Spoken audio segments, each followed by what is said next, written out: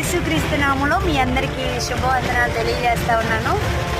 ఈ దినము రోసూరులో మీటింగ్ అయితే వెళ్ళి వస్తూ ఉన్నాం. నేను అయ్యగారు భయంకరమైన వర్షం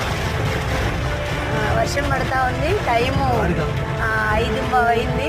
దారి కూడా సరిగ్గా కనిపించట్లేదు. ఏదేమైనా మంచి వర్షాన్ని దేవుడు మనకు అనుగ్రహించాడు.